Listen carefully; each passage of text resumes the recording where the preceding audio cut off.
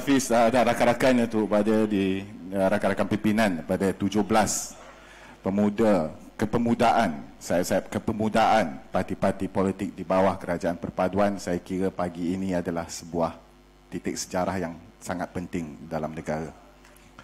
Ini bukan satu himpunan biasa dan saya berulang kali mengatakan bahawa ini bukan juga sebuah himpunan semata-mata untuk kita justify tertubuhnya Kerajaan Perpaduan ini. Ini adalah satu titik di mana kita menyatakan dan menzahirkan kesepakatan kita, persetujuan kita dan juga kesediaan kita untuk membentuk sebuah negara yang lebih baik. Ini adalah sebuah usaha sama untuk kita membina bersama negara ini. Puluhan tahun permusuhan politik, kita letakkan titik noktah pada pagi ini, insya-Allah. Tentu sekali ia tidak mudah. Ia bukan satu perkara yang hanya kita lontarkan menerusi bicara di atas pentas dan ia berlaku sebegitu sahaja. Ada banyak perbezaan seperti yang Dr. Zokri sebut yang perlu diuruskan, dan pemimpin-pemimpin yang mengepalai sayap-sayap kepemudaan pada pagi ini, saya kira yang hadir semua akan pulang dengan tanggungjawab besar untuk menguruskan perbezaan ini sebaik-baiknya dan menyatakan satu komitmen bersama untuk kita bentuk sebuah gabungan yang kuat, sebuah gabungan dan kerajaan yang memberi manfaat kepada rakyat kita. Tidak ada guna kita berhimpun kalau sekadar untuk kita mengabsahkan kedudukan kita tanpa ianya dilimpahkan kepada rakyat di bawah sana. Dalam banyak minggu saya kira kita ambil kesempatan sempena Aidilfitri untuk jelajah ke tentu sekali negeri-negeri yang menjadi tumpuan dalam suhu politik hari ini.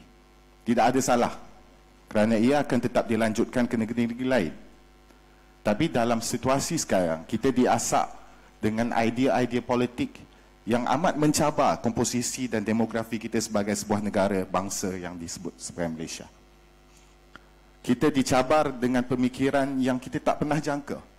Kita dicabar dengan langkah-langkah politik yang tidak pernah kita sangka. Kita dicabar dengan banyak perkara-perkara yang menuntut kita untuk beranjak, ambil satu anjakan dalam diri kita. Kalau kita tidak fikirkan bahawa apa yang sedang berlaku dalam negara, soal kemelut politik, soal krisis ekonomi dan sebagainya, menuntut kita untuk melakukan sesuatu yang drastik, maka kita tidak akan berhimpun pada pagi ini. Mana mungkin kalau tak ada keadaan sebegini, kita mahu duduk bersama.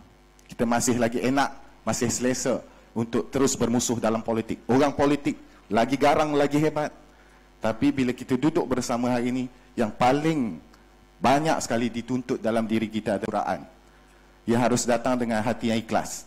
Untuk saudara-saudari yang hadir pada hari ini, ramai daripada akar umbi yang baru pertama kali dapat bertemu sesama sendiri. Kita yang jadi pemimpin utama ini mudah. Ada yang bertemu di Parlimen, ada yang bertemu mungkin di Putrajaya, ada yang bermesyuarat, temu dalam mesyuarat dan pertemuan-pertemuan yang mungkin hanya kita sahaja tahu isinya apa. Tapi anak-anak, apa orang kata rakan-rakan kita yang menggerakkan sayap-sayap pemuda ini di peringkat akar umbi, mereka kadang-kadang perlukan instruction, perlukan hala tuju. Dan saya harap inilah dia permulaan kepada hala tuju yang lebih jelas. Dan inilah yang akan mengembalikan keyakinan terutama sekali golongan muda kepada politik sebagai wadah untuk membina bersama negara ini. Ramai anak muda yang hilang keyakinan kepada politik selama ini.